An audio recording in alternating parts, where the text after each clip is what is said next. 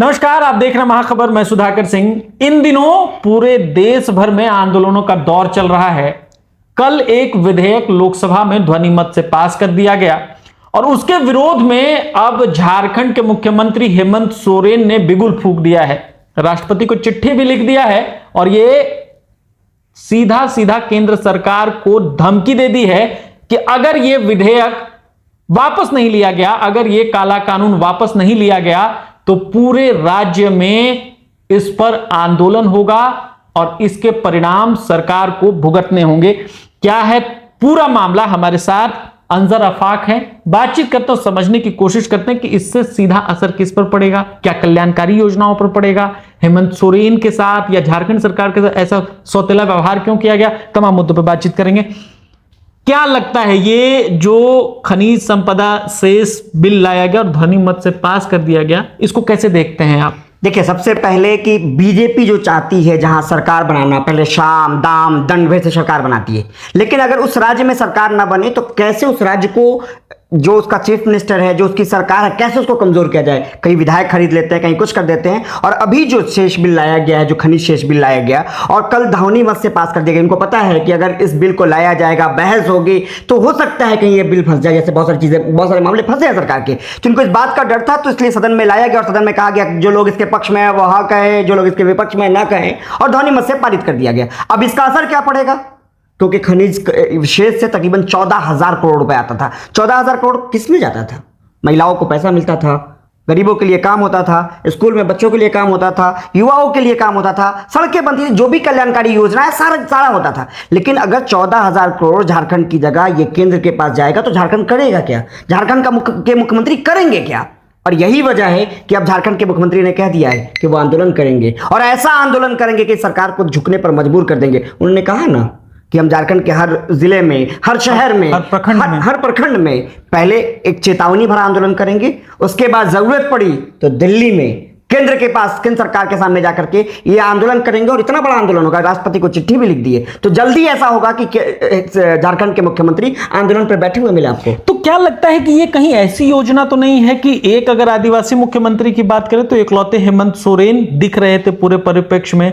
लगातार भाजपा कोशिश कर रही थी, जेल भी हेमंत सोरेन को जाना पड़ा, लेकिन हेमंत सोरेन कभी डिगे नहीं, घुटने के बल नहीं बैठे और भाजपा का ईगो सेटिस्फाइड नहीं हो पा रहा है। जब हेमंत सोरेन से मेरी मुलाकात हुई, जब बातचीत हुई, तब भी मैंने पूछा था कि आपको डर नहीं लगता क्या, क्योंकि भाजपा चाहती है अपना ईगो सेटिस्फाई करना, आप घुटने के बल बैठ नहीं रहे, तो उनके लिए लगातार चैलेंज है। तो ऐसे में क्या सच में हेमंत सोरेन को कमजोर करने के लिए ये 14,000 करोड़ रोकने की बात हो रही है, या फिर ये चाहते हैं कि इनका ईगो सेटिस्फाइड हो, हेमंत सोरेन गिड़गिड़ाएं?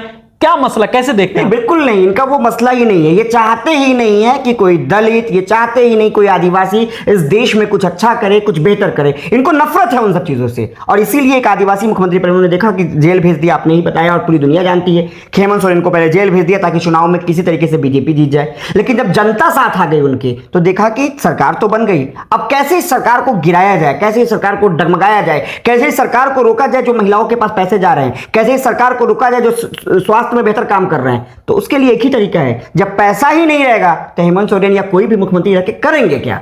उसी पैसे को रोक देंगे। तो ये समझिए कि जिस तरीके से हेमंत सोरेन लगातार कई कल्याणकारी योजनाएं चला रहे थे, जो सबसे बड़ी कल्याणकारी योजना थी मैया सम्मान योजना, जिसने केंद्र सरकार के नाक में दम कर रखा था, वो कहीं ना कहीं इन्हीं पैसों से चलाए जा रहे थे। जब विधानसभा चुनाव झारखंड में हो रहे थे तो हेमंत सोरेन ने कहा था 1,36,000 करोड़ रुपए की बात थी, जो लगातार हेमंत सोरेन मांग रहे थे, लेकिन सरकार के कान पर जू नहीं रेंग रही थी। अब नया विधेयक, इसको चोरी से कहें या चुपके से कहें या जैसे भी, ध्वनि मत से पास कराने का कोई मसला नहीं। सरकार के पास बहुत सारे बिल पड़े हुए थे, बहुत सारी चीजें थी जिस पर चर्चा करनी थी, जिस पे बहस करना था, जिसे पास करना था, पास कराना था। लेकिन सरकार किसको पास कराई? खनिज शेष को पास कराई, क्योंकि पता है कि बिल पास हो जाएगा ध्वनि मत से तो ये जो संसाधन झारखंड को मिल रहे हैं, जिससे झारखंड के आम लोगों को, आम आदिवासी को, झारखंड के गरीबों को मदद होती है। असल में इनको चिढ़ है ना कि गरीब को कैसे पैसा जा रहा है। ये पैसा तो हमारे दोस्तों के पास जाना चाहिए था। सरकार तो दोस्तों के लिए काम करे। आरोप लगते हैं ना कि सरकार दो लोगों के लिए की है, दो गुजरातियों की है और दो गुजराती इसको चला रहे हैं या इसका माल खा रहे हैं। तो ये है कि गरीबों के पास पैसा कैसे जा रहा है, बस उसी को रोकना और कुछ नहीं है।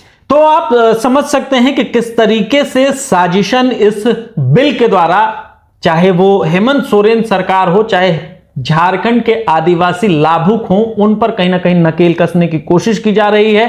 हेमंत सोरेन ने राष्ट्रपति को चिट्ठी भी लिख दी है, तो पूरी उम्मीद है कि अब राजनीतिक गहमा गहमी बढ़ेगी और हेमंत सोरेन ने सीधे तौर पर केंद्र सरकार को धमकाया है, धमकी दी है कि अगर ये काला कानून वापस नहीं हुआ तो ये सड़कों पर जाएंगे और केंद्र सरकार को बताएंगे कि आंदोलन कैसे होता है। आप क्या सोचते हैं हमें कमेंट सेक्शन में जाकर जरूर बताएं। बने रहे महाखबर के साथ, मैं सुधाकर सिंह, धन्यवाद।